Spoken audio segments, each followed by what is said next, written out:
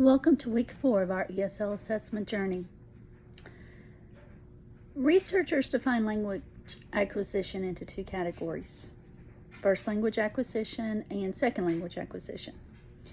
So we know that first language acquisition is a universal process.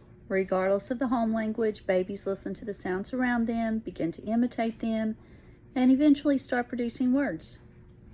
Second language acquisition assumes knowledge in a first language and encompasses the process an individual goes through as he or she learns the elements of a new language, such as vocabulary, phonological components, grammatical structures, and the writing systems.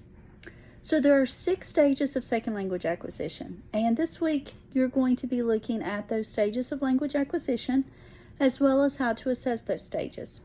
So let's just do a quick review on the stages of second language acquisition. We know that we start off, or the English language learner starts off with the pre-production period. And this is also known as the silent period. So this is when the student takes the new language but does not speak it. It often lasts 6 weeks or maybe longer. As with anything in education, it depends on the individual student. Then we move into the early production period. Now, in this stage, the individual begins to speak using short words and sentences, but mainly focuses on listening and absorbing the new language. There's going to be a lot of errors in this early production stage. The next stage is the speech emergent. Now, in the speech emergent, speech is going to become more frequent. We're going to see the English language learner using sentences that are longer. And we're going to see that the ELL student is also going to rely heavily on context clues and tend to stay with familiar topics. Vocabulary is going to continue to increase at this stage. And we're going to see the student become more successful and a decrease in the errors. And we want to promote as much interaction in the classroom as we can. So we move then into beginning fluency. And at this point, speech is fairly fluent in social situations with minimal errors. We're going to see the student using new context clues. Academic language is going to be a little challenging. Students are still going to struggle to express themselves in the academic language with the appropriate phrases, but we're going to see them working through this and continue to improve as they move into the intermediate fluency stage.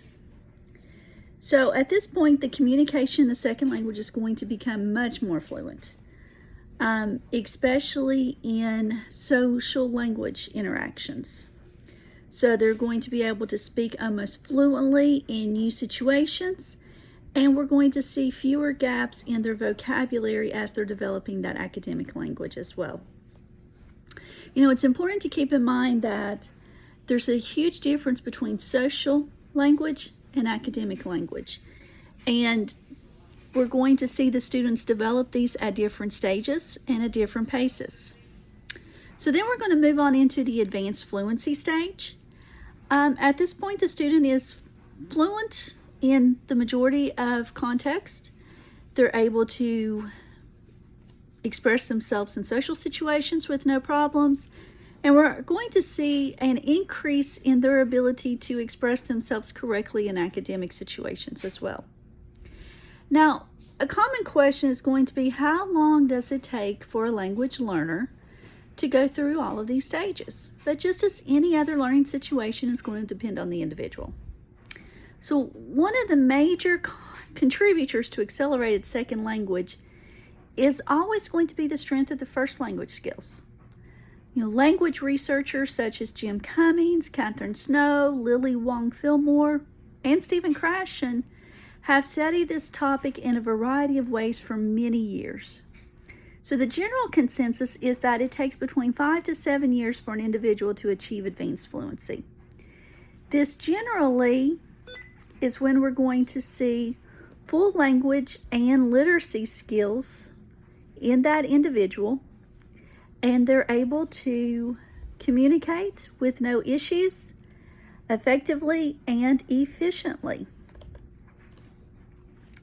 Now, if an individual has not fully developed the first language and literacy skills, studies have shown that it may take between 7 to 10 years for the English language learner to reach the advanced fluency stage. So it's very important to note that every ELL student comes with his or her own unique language and education background, and that this is going to have an impact on their English learning process. It's also important to keep in mind that the understood goal for American English language learners is advanced fluency, which includes fluency in academic context as well as in social context.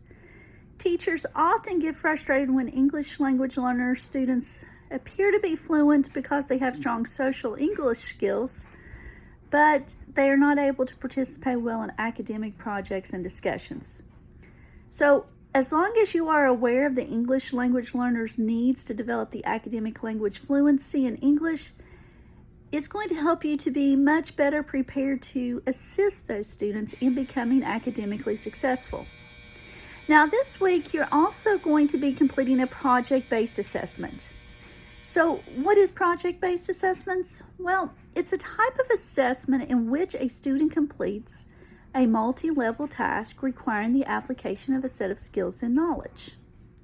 So it's the major assessment or approach used in a lot of educational settings where you're able to assess the student's performance by having them to complete these various stages of a project over a period of time. And it allows them to build on skills once they are developed, to increase and to move towards the completion of the project.